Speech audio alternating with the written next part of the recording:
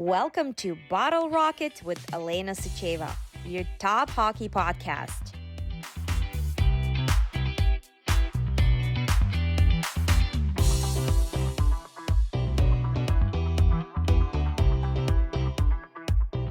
Hello, everyone.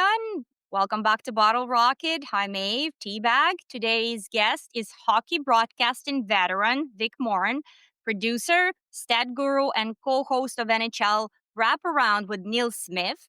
He's worked with legends, won Emmys, and brings decades of insight to the game. Vic, welcome to Bottle Rocket. Pleasure to be with this all-star cast. Thanks, Vic. We're in great company today. It's great to have you here. Vic is a former intern of mine, and I tried to reject him twice. He wrote me a typewritten letter when typewriters were in vogue that he wanted to come and be an intern. And I wrote him back, "Don't be stupid. You're a teacher. You're making real money. I don't even pay monopoly money. That's how things are, so forget about it." And he insisted, and I don't know why you kept insisting. I mean, didn't I discourage you enough? Well, I was already out of college, so I was a little bit in a different space at that time, and I had some stat ideas, and that was a pretty untapped ground, which was why I gravitated towards it in the early 1980s. And I wanted to pitch some ideas and thought that maybe there would be some sort of collaboration there. And wow, 40 some odd years later, we're still talking to each other.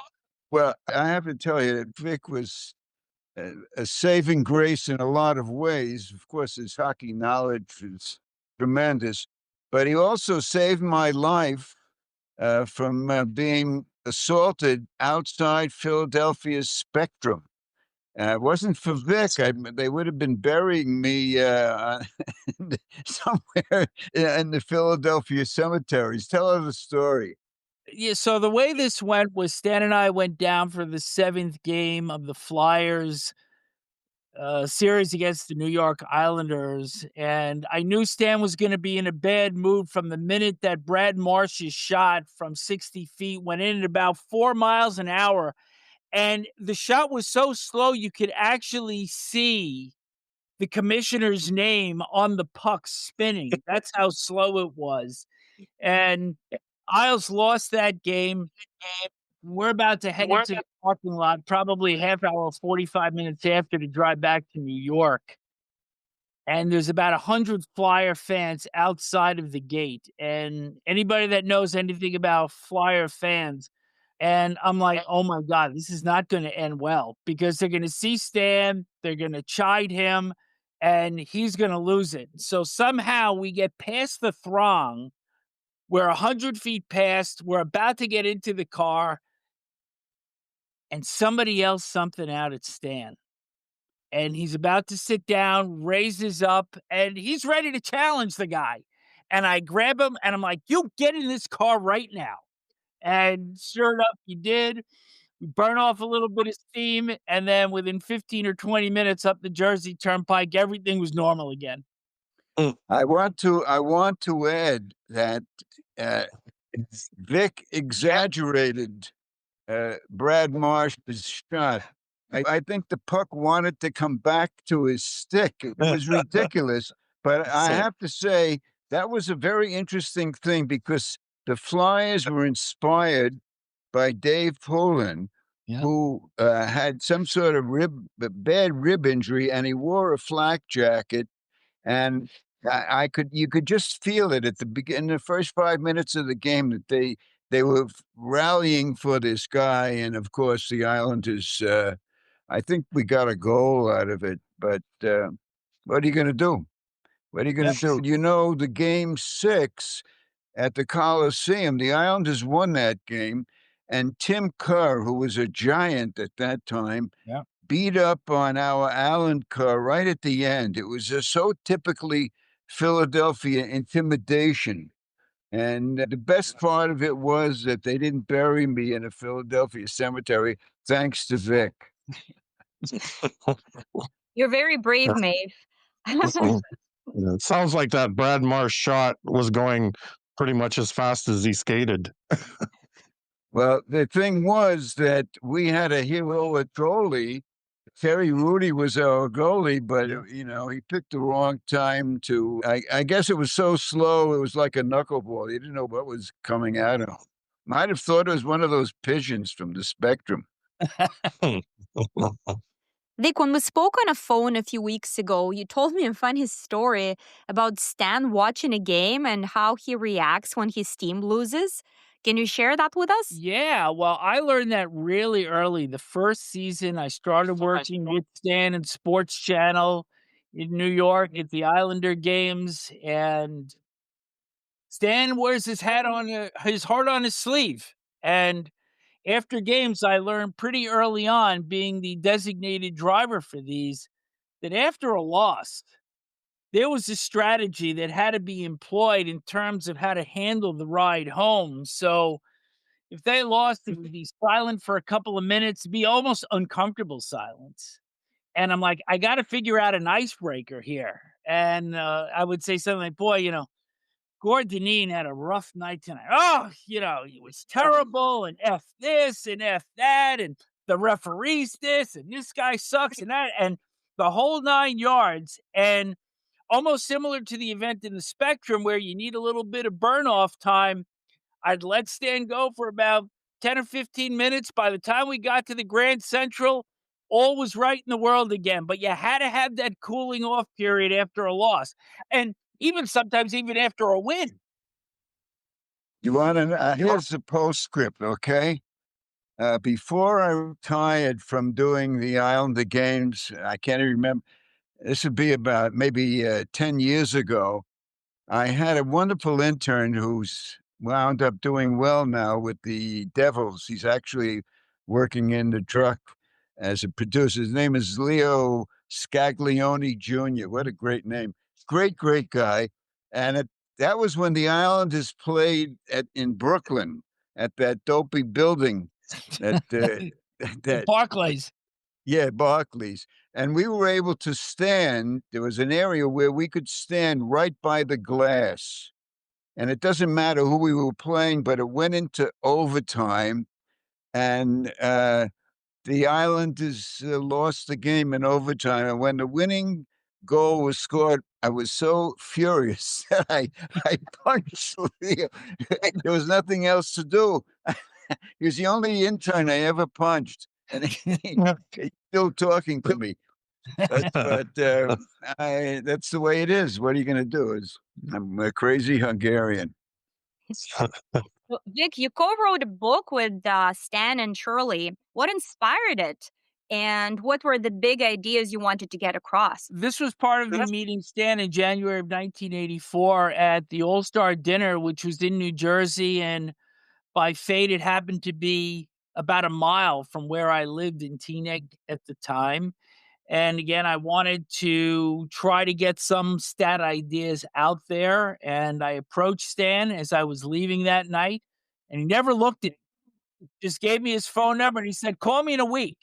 So that's how the relationship actually started. But as we got to know each other, I started to pitch ideas. And when we did this statistical book, which the first of the two that we did together was Breakaway 86, followed by Breakaway 87, 88. And the idea behind it was to kind of bring some rudimentary stats to the fore because, as I said before, it was relatively untapped ground at the time. And for all 21 teams, we had what we called the focal stat, which was somewhat representative of how a team played in a given year. But we also used things like giveaways, takeaways, face-offs, stuff that we take so much for granted now because it's already out there. But my hook was the quality shot stat.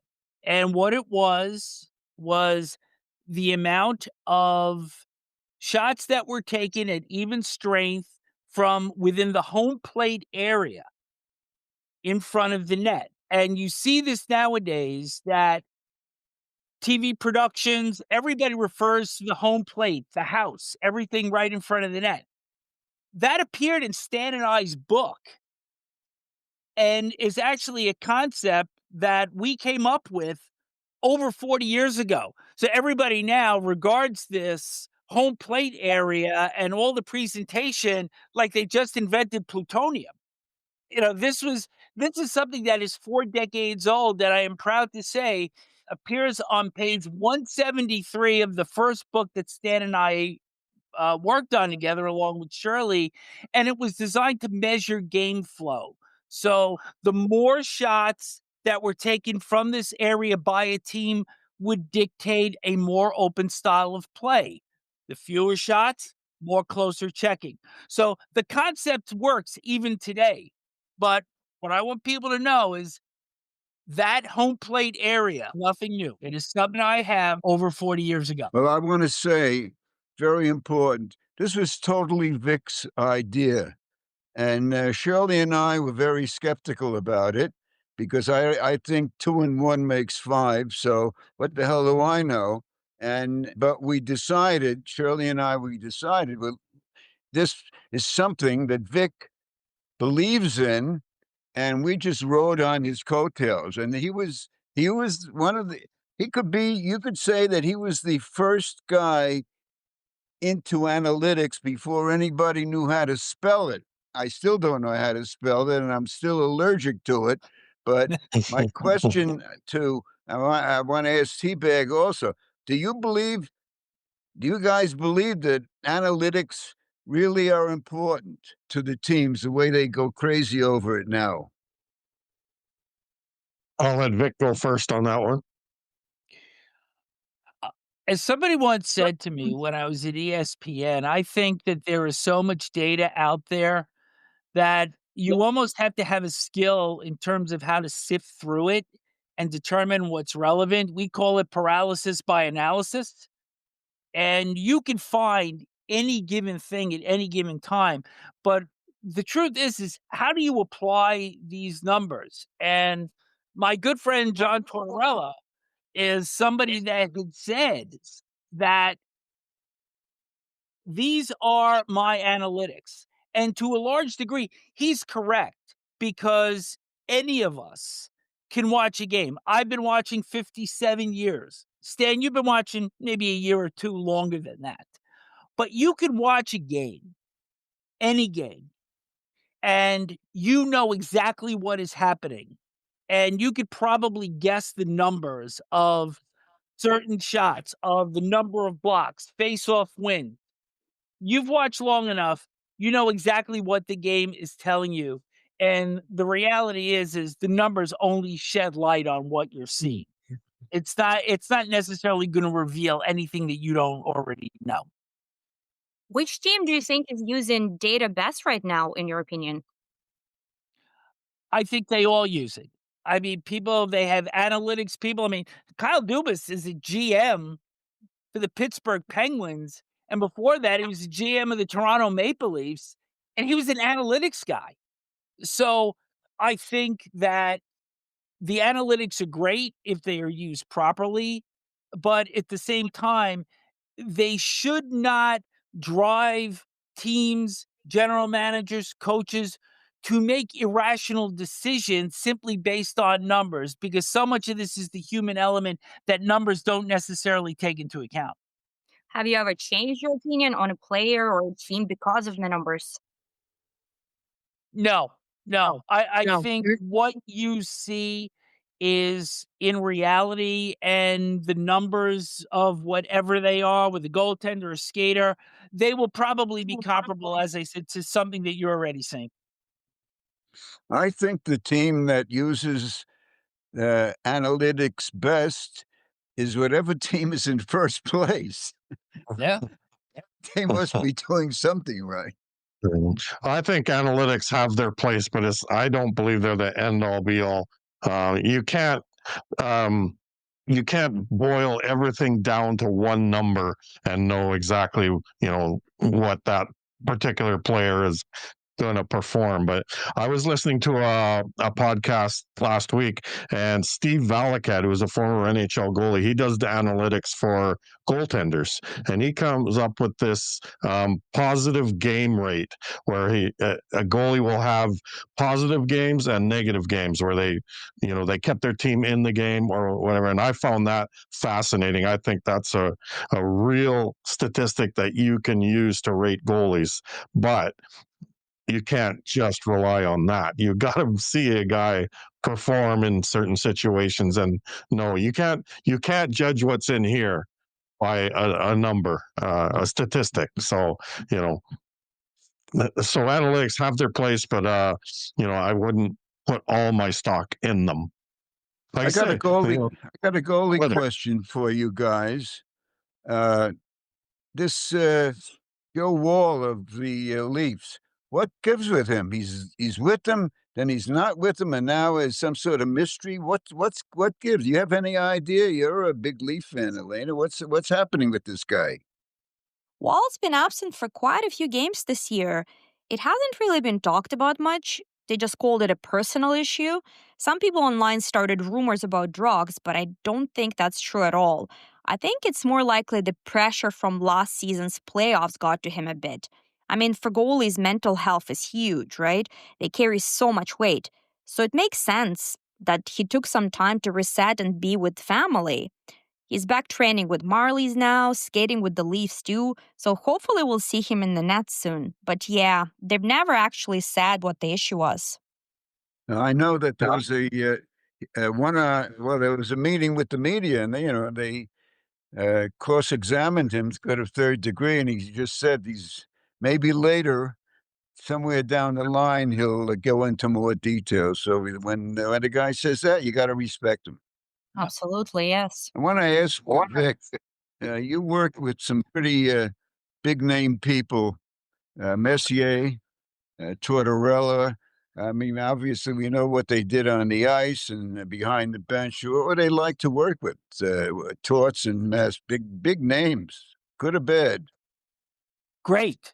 Even better than that, because when you're in the production environment, they need you for guidance and for certain aspects that can kind of make them better, because they're coming into our space and we want them to be able to convey their messages as well as possible. And you'd be surprised how often, once a segment would air, that they would ask, "Was that okay? How did that sound?" And I remember one with Torts the year that I worked with him, that he was actually afraid that he had said something that might be able to be taken out of context.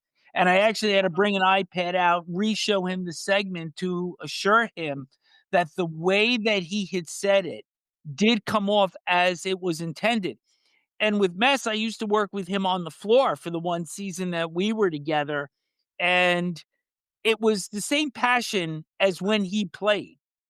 He wanted that perfection. He wants to be as passionate as possible, but to convey what his experience was on the ice, because so few people have ever been in the space that he has been in. And the most important thing for really any talent is you have to put them in that space that they were in so that they can tell their stories, because they're places that us as fans, we've never been, and we don't have that level of appreciation. And so in order to get the most out of them, you've got to put them back in their space. John, tell us what you would do in this spot behind the bench. We don't know. And Mark, you're at a game 7 in Edmonton in 1987 against the Flyers, game 7 against the Canucks as the captain of the Rangers in 1994.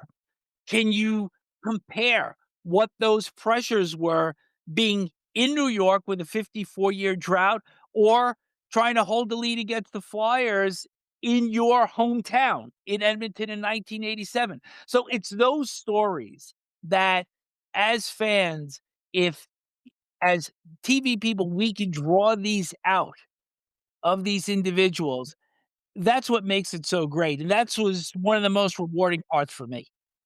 Well, he went up against Gretzky on it was, 1 star and the other one. How did Gretzky rate with the way you saw? Is he as good? As an analyst, Yeah. I think they are as they played. So I remember one episode with Mark where he wanted to learn the telestrator bad enough that he was going to come in on an off day, not use a usage off of his contract just to learn it. And so that passion, I, I don't want to say ferocity when we're talking in a TV sense, but I mean, you could see it in his eyes. It's still there, that drive to be as good as possible. And you have seen him evolve over the years as an analyst that he's done a terrific job. And I tell him so when I see stuff that, you know what, you're giving the viewers stuff that they're not going to get anywhere else. And I think Wayne has improved also. He's a little bit more soft spoken, but he sees the game extremely well. I think with Wayne, he's a little bit less likely to criticize. And as we have seen his entire career, he's got this level of decorum that has just never left. So I think as players, we're seeing some of those very same characteristics as analysts now.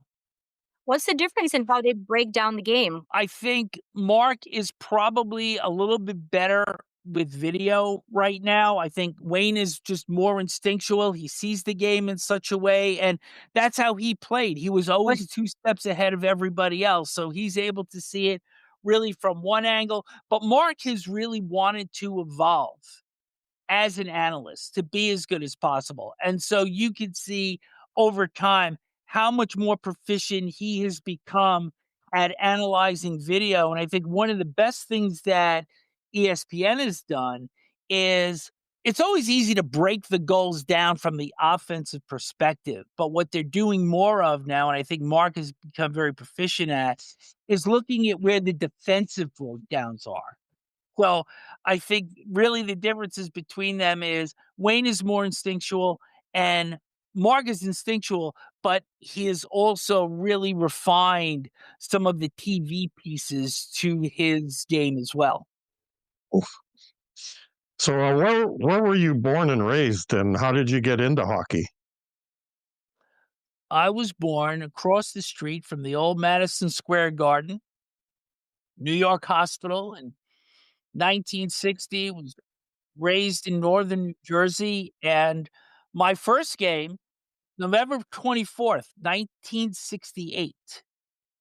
It's the Rangers and the Oakland Seals, and my dad took me. He'd never seen a penalty shot in his life, and he had been going since the fall of 1940. My very first game, Rangers are up 3-1, and Norm Ferguson of the Seals gets the penalty shot against Ed Jockerman, which just snuck inside the goalpost, and the final score was 3-2. Rod Gilbert, the game-winning goal in the second period. I walked out of the building that night, turned to my dad. I said, you know what? Seals played a real good game, and this is for me. And I was a fan after that, and I'm sure Stan would totally appreciate that because, T-Bag, Alena, you wouldn't know this now because you're considerably younger than us, I would guess. But after that first game, West Coast trips, I had the radio under the pillow, and I think Dad caught on to it pretty quickly, and when the Rangers played on the West Coast, he would reach under, pull the radio out from under, and as soon as he left the room, I'd reach under the bed and get another one and keep listening to the game. So I was hooked. Hmm. Did you ever play? I did. I did. Played a lot of roller hockey growing up, played 3 years of club hockey in northern New Jersey in college, and a little bit of open hockey after that. I want to talk about a gutsy thing that you did, putting together a podcast in a very competitive field with Neil Smith, one of my favorite people, although we've had our feuds. But how did you guys decide that NHL Wraparound would work? And the person, it's a great, I say it's the best one there is, okay? But saying that, I mean, how was it born? How did you guys birth this thing, and how did you guys decide to work together? Am I blushing at the compliment, first of all? I A little. said it and I mean it, so don't give me a hard time. All right. Save my joke Well for later. well, the well, the way this evolved was I kind of saw the handwriting on the wall about 3 years ago when Bob Iger came back in and took over Disney from Bob Chapek and was looking to do some pretty heavy budget cuts, and I had survived a handful of layoffs, and I was thinking, "Well, this could be my time that I draw the short straw here because after 33 years, in my early 60s, white male, manager. It fit all the criteria for somebody that was going to be part of the next round of layoffs. And that happened in April of 2023. And Neil and I had been in touch somewhat on the periphery over the course of time. And in June of that year, he texted me and he says, my wife and I think we should do a production project together. And I blurted out podcast. And truth be told, I had no idea what a podcast even was.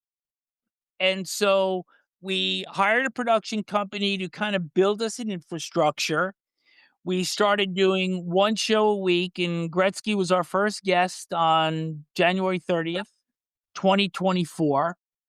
And we kept doing these shows. We had a 30-year Ranger 5-part series. We did one on the Flyers' 50th anniversary with the late Bernie Parent and Jay Snyder, the son of the founder of the Flyers, Ed Snyder. We started to do 3 and 4 shows a week once I learned how to edit the audio. And we've just continually built franchises from there. We've got 6 different franchises that are under the Wraparound brand, including New York centric, short shifts. We did a celebrity series. We've done 5 Hall of Fame shows, starting with Scotty Bowman that we did in August. And we also have Stanley Cup Day that we do daily during the playoffs. And we post every show right after they're edited on our website. And the brand has just grown. We're starting to look at seeing this become a moneymaker now, but we've got a lot of tenuals out there, a lot of potential. We're in our 3rd season now, and we believe that this is the one that's going to turn the corner. And I think for us, the thing that we like about it is, as you said, Stan, this is such a competitive market, and there is a certain amount of time that consumers will listen to podcasts during a day, and you've got to be able to define yourself as you would if you're applying for a job. And for us, we cover the entire league. Many people just want to hear about their own team, but we feel we have the expertise and we follow to the point we could go in any of the 32 league markets and speak with appreciable knowledge about those clubs. And we think that's where that defines us. We've had phenomenal guests, over 100 guests. Stan, you're still in our queue and we're waiting for you to come on. But, we've had over 100 guests in just over a year and a half. I mean, 21 months we've been doing this. We rarely get rejected by anybody. And it is a thrill to be able to talk to so many outstanding hockey people about a variety of topics. And we've learned to interview. We have grown together through this. The investment that Neil has shown in this is nothing short of outstanding, because you see a Stanley Cup winning GM and, maybe they're going to be all high and mighty, and he is as down to earth and as fun to work with. And we just have a great time with this every day. And considering we're in a middle age area, we are as excited as if we were first starting out, and as excited as I was when I started with Stan in the 80s. So you and Neil have such great chemistry. Who usually stirs the pot more, you or him? Oh, I do, clearly. because I know the areas that we're gonna give him little digs in, and even on for Monday's podcast, he does his Smith's picks at the end of, well, not at the end, but on our website, and it's exclusive content on NHLWraparound.com. And he's had 3 straight losing nights of picking winners. It's his first slump of the year. And so I think we've all heard that Artemi Panarin shaved his head and broke out of his slump Friday in Detroit. And a couple of years ago, he shaved his head before the 23-24 season and ended up with 49 goals and 120 points. So what I'm going to pose to Neil at the end of the show, and he doesn't know that this is coming, is that if he's still slumping, I'm going to ask him if he's going to shave his head.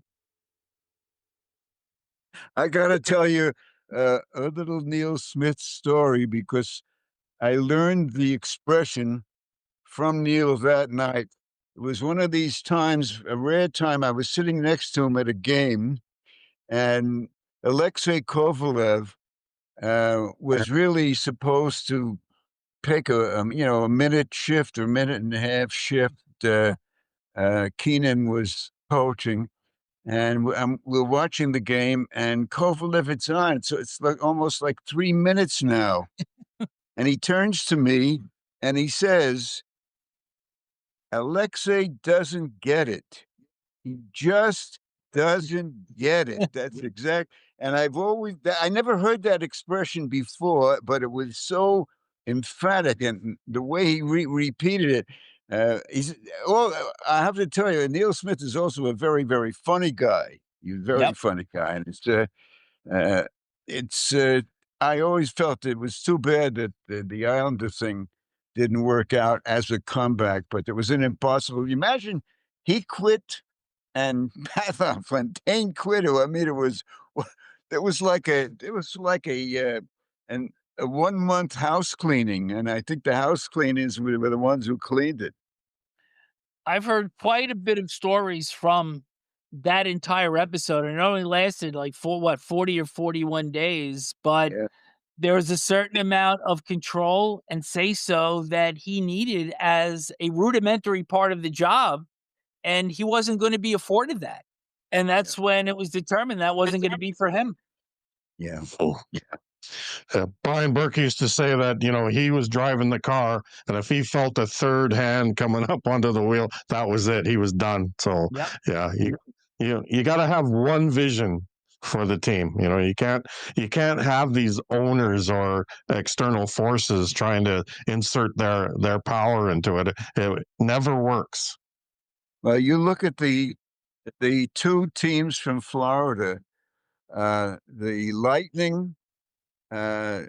Owner stayed out of the business. He let the GMs run the thing, Eisman and the new guy, the other guy, and the same thing with the Panthers. The owners leave it to Zito and the coach, and they're not sticking their nose into the situation.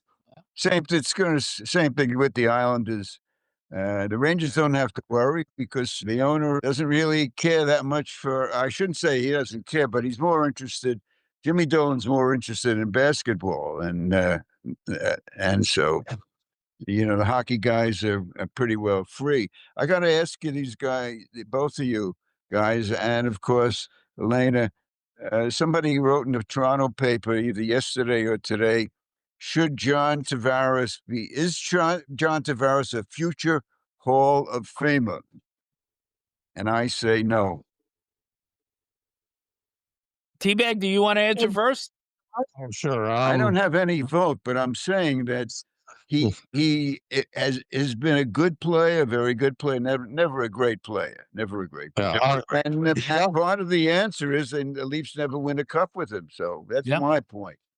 Well, you got to remember that I am a guy that doesn't think the Sedin twins should be in the Hall of Fame. So that's, and I say there are good careers, great careers, and Hall of Fame careers. And anybody who should be in the Hall of Fame, it should be a no doubter. And if there's a shred of doubt, he doesn't belong. So I vote no. I personally think that Tavares does deserve to be in the Hall of Fame. I mean, he's the kind of player who makes everyone around him better, not just with his skill, but with his presence. I mean, he shows up when it matters, you know? He even took a pay cut to stay with the Leafs, which says a lot about his commitment to the team and to the city.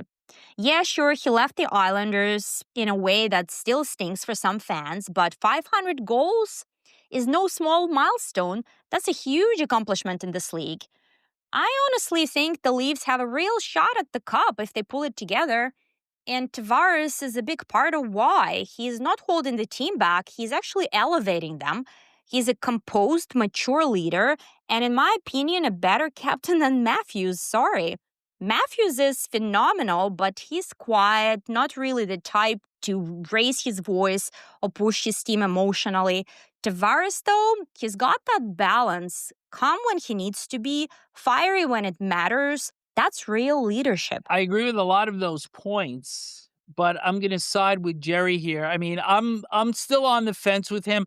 I think he has to win, and he's never played in a conference final. He's done some very noble things. He, like you said, he just scored his 500th goal. Well, you know, Patrick Marleau's done the same thing. I don't think Patrick Marleau's a Hall of Fame, even though he's played more games than anybody else has, because he's another guy that's never won. And part of what T-Bag said is there are certain things that will define you into that next step. And winning the Stanley Cup is one of those things. It can't just be statistically based. So he has done a lot of great things in his career. He has carried himself extremely well. But in terms of Hall of Fame, he's not a first ballot Hall of Famer. And unless he gets the Leafs into at least the conference final and probably the cup final and probably win the cup, I don't see that level of distinction quite there. Well, Ken Morrow did make it into the Hall of Fame, and I mean, he won 4 cups. So, does that mean championships are the main ticket in? Is that what really defines a Hall of Famer, or is there more to it? I think Morrow is a different story simply because he was a defensive defenseman. And Stan, you know that there have been many excellent defensive defensemen that have gotten into the Hockey Hall of Fame, and that it's not just it's statistically based. Well, Kenny has nothing to be ashamed of. He's in the U.S. Hockey Hall of Fame. Yeah. And his record speaks for itself. He has a book that's in its second printing, so he's got nothing to be ashamed of. But what's interesting to me is if you look at the scoring stats right now, I think you'll see two young guys who are suddenly emerging. It's amazing. Celebrini is really and Bedard. It shows you, they need a little patience, particularly with Bedard, and it's nice to see Chicago winning for a change. And San Jose was the last team to win a game, and they're back at NHL 500 at 6-6-3. And we actually had a discussion about both of those players yesterday, how they have both emerged. I think Celebrini might be a little bit ahead of Bedard. 1 goal. But but on Friday evening, Bedard had a goal, 3 primary assists, and was a +3. He's a +10 this year, and in his first 2 years combined was a -80. So you could see the work that Jeff Blashill has done with that club. He's in the last year of his entry-level contract, and I don't think that there is any doubt now that he wants to stay in Chicago and be part of this program, because there is certainly reason for hope there. And you can see his game is starting to evolve. Like I said, I think Celebrini is a little bit ahead of him, maybe even a little bit more dynamic, but it is great to now see this next generation of number 1 overall picks really starting to make an impact on the league. Well, you got the kid on the Islanders who's so far leading the Calder thing, but Schaefer is in a difficult position because the team isn't really that good. And he's suddenly become, you might say the first or second defenseman. And of course, he's become a target. Yeah. Target. And of course, that immediately raises the question: did the Islanders need an enforcer to protect him? And the answer is no, because they're protecting him with numbers as best they can. That's it's They had an enforcer a couple of years ago. The guy plays maybe 2 out of 5 games, and maybe 10 minutes is a lot. So they figure they don't need an enforcer. The kid is brilliant, but when if the team around him, he's only 18 years old, Yeah, yeah. and and he's making mistakes, and he knows he's making mistakes, and he's working to correct them. But the fact that he's quarterbacking the power play, wow, amazing. He is so good at freelancing on the ice, when to jump into rushes. He's made his mistakes. I think that if he had Matt Martin and Cal Clutterbuck around him still, I do think that that would make a difference. But he's a guy I would pay to watch. Yeah, yeah, He's and he's he's funny. mad at it. He's a great interview, and Yeah, he's got a great sense of humor. And the thing is, sometimes veterans resent these kids, but yeah. not this team. They love him. They love him. I think there's value in a nuclear deterrent, though, because a couple years ago, Canucks played Nashville in the first round, and they just targeted Quinn Hughes like crazy. And the Canucks had nothing; they had no pushback whatsoever. And so if those Nashville forwards knew that they were going to pay a price for that, it would have. I'm sure it would have. And they hurt Quinn Hughes. Like, he was obviously not as healthy as he was to start the series at the end. So I think with Schaefer, I think the Islanders are making a mistake if they don't get somebody in there who can protect the kid. Well, to protect the kid, the guy has to be on the ice with him. And they feel that Scott Mayfield, who's his big guy, his partner on defense, is the one who has to have that role. As I said, they had a guy a couple of years ago who was tough, arch typical goon, like that Reeves guy, Yeah. who had been with the Leafs, who had been with the Rangers. But how many, who wants to pay a guy a ton of dough if he's on the ice so infrequently? You know what? I'll tell you something, T-Bag. We'll see what happens. We're going to see what happens tonight. With the Rangers hosting the Islanders. We'll see what happens. But I think by Christmas time we'll know whether the kid is going to come out, whether he's going to emerge unscathed, and so far so good. Well, that's the importance of having a guy like Milan Lucic in Boston when he was with Boston, and Cal Clutterbuck, and those types of players who can play a regular shift and be the nuclear deterrent. So that's those players aren't they're not a dime a dozen. So you can't really blame them for not having one, but you got to be able to protect your young stars, and like that Nashville series with Vancouver was a prime example. Okay, Vic, who's going to win the cup? The Leafs. Well, I have to go back on what I said in our preseason preview, and I picked Dallas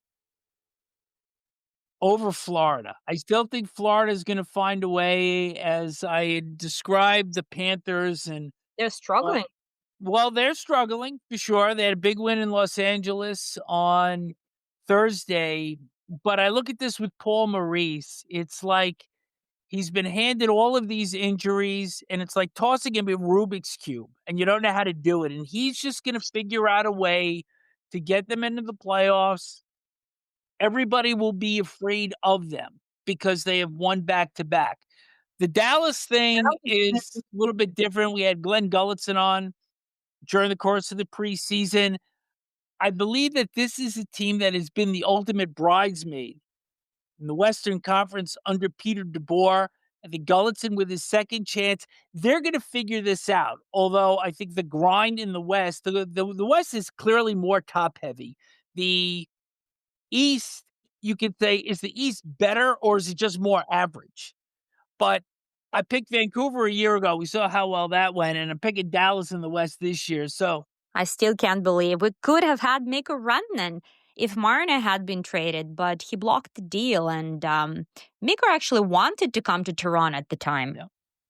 So The other bridesmaid is Carolina.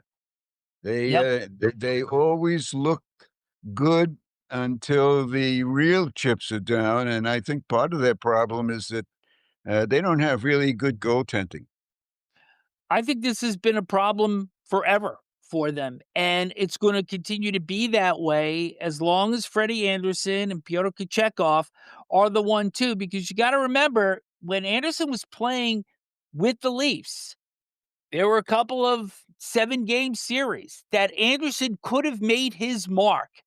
He could have defined the Leafs. He could have gotten them into that next round. I was never able to do it. And even when you look at the series a year ago or 2 years ago against the Rangers in the conference final, and the Rangers had won the first 3 games. Carolina won the next 2. They were up 2 goals the third period against the Rangers, and Anderson's game fell apart. And until you win, you are still who you are. And I don't see that changing. And as great a coach as Rod Brindamore is, and I do think he's an outstanding coach, I also believe that Carolina's offense doesn't have that game breaker. They had it with Rantanen very briefly, but there was no way that he was going to stay there. And the return is Logan Stankoven, very good player, but is he going to be able to push that team to the next level? To me, this always feels like a team that is destined to make the conference finals and not get any further. Yeah, you're right. You're right. I've never thought Freddie Anderson was a true number 1 goalie. I always had my doubts about him, even when he was with Anaheim. I think it was before he went to the Leafs. So, I've always had Carolina's Achilles heel definitely is their goaltending, and I'm sticking with my pick of Vegas because I just seem that they are blessed from above the hockey gods. You don't like that team, though. I hate them, but the just the hockey gods seem to love them. So I'm not pulling for them, but that is my pick. Why do you hate them?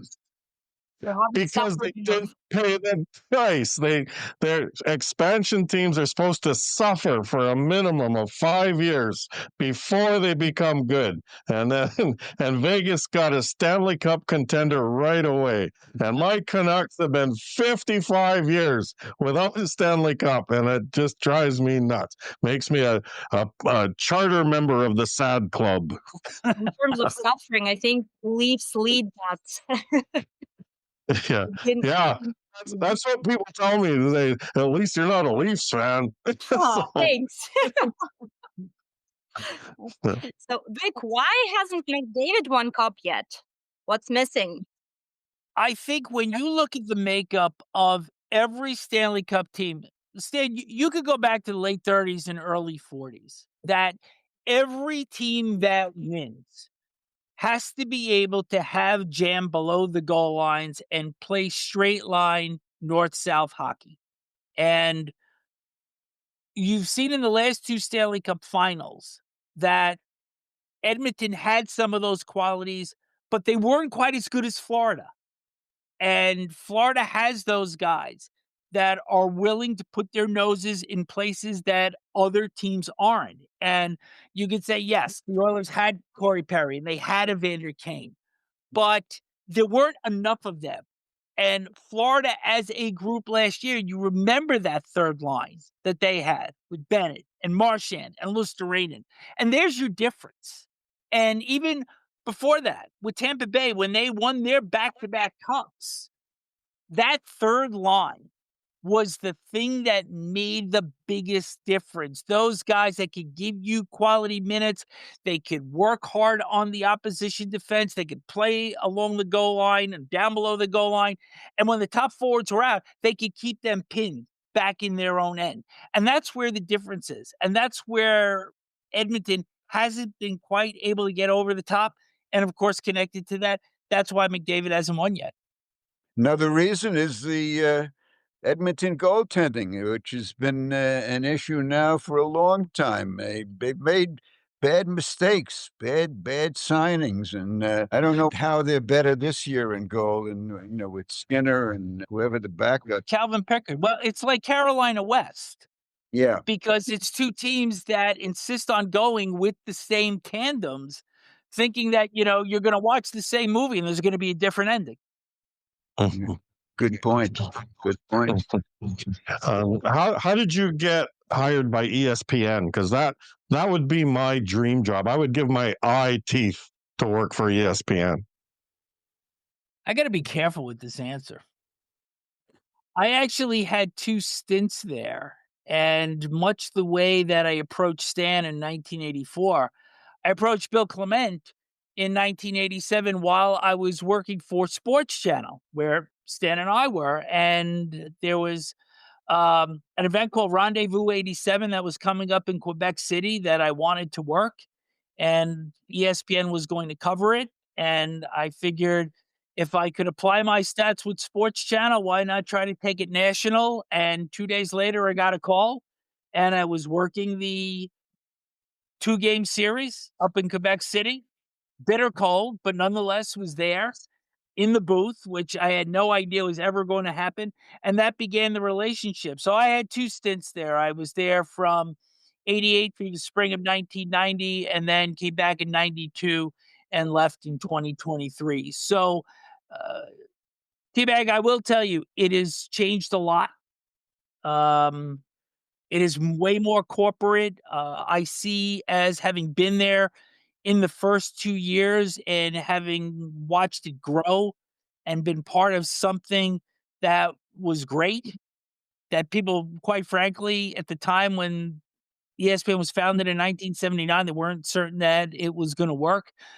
But I think nowadays you find them more and more in the news, and not necessarily for the best of reasons. And Awful Announcing had a piece yesterday that perception of ESPN right now is at an all-time low. And it's a shame to see that, because the live events continue to be fabulous. They're well produced, but there's more politics. There's more talking heads just screaming at each other. And I think that maybe that has brought the level down, and fans are seeing that. Your favorite game of all time, what's the best? I'm going to give you 2 answers.